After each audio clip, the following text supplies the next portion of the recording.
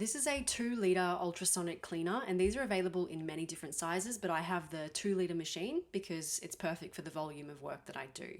I mostly work in batches of 4 or 5 at a time. It's made of stainless steel, and when you take the lid off, you can see that inside is a basket, and that's where you put your jewellery. It does come with a little mesh net that you can put smaller pieces like earrings and whatnot in, but it's really loud, so I just removed it. You can set the timer to 30 minutes or less, and you can have the temperature anywhere up to 80 degrees Celsius. And you flip it around, and on the back you have your power button. And I just want to note that at the end of each use, make sure that you have the back of the machine away from where you're pouring the water out.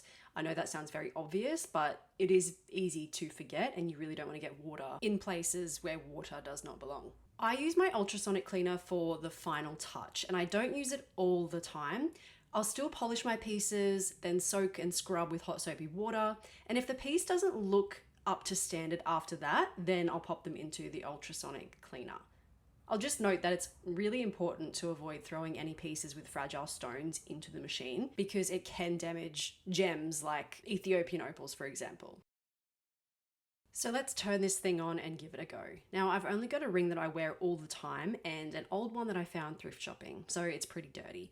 The ultrasonic cleaner uses a high frequency sound wave to create microscopic bubbles, and that helps to lift away any dirt and grime. Now, it's not going to completely remove any tarnish, and sometimes polishing compound can be pretty stubborn as well, but it is great for getting into deep grooves or pits in the metal that are usually hard to get with regular scrubbing. I'm using room temp water, and I'm filling it up to the line in the tank. For best results, you can use distilled water since it has no minerals, which is better for your jewellery. But tap water is fine for now, and I'm also adding a bit of cheap dishwashing liquid, but there are ultrasonic cleaning liquids out there made for this purpose, and they'll obviously work better and be safer for your jewellery too. Now that your tank is full, place the basket back in and drop your jewellery inside. Try not to overcrowd it. 1 to 3 pieces at a time works best so that the bubbles can move freely and clean more effectively. I'm going to set my timer for 26 minutes, and I'm going to have my temperature set to 80 degrees.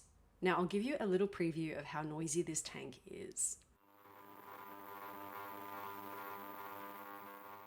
Once it's finished, it will beep to let you know. So just wait for the water to cool down a bit, and then you can safely remove the basket from the tank. Try not to leave your jewellery sitting in the tank for too long after it's finished because discoloration can occur on your pieces. So this is the very old thrifted ring, and it's given it a nice sparkle, which is good, but it is a little bit harder to see on the screen. The silver was quite dull before, and now it's nice and bright. And here's my ring. Now this ring wasn't really that bad before, so the tank has just spruced it up a little bit, and it's just made that silver a little bit brighter. I think this is a great little machine. It's great value for money, and it's effective if you're working in small batches. There's obviously better out there, of course, but this is great for beginners, and I highly recommend it if you're just starting out. Thank you so much for watching. If you like this video, hit subscribe and follow along for more jewellery making tips for beginners.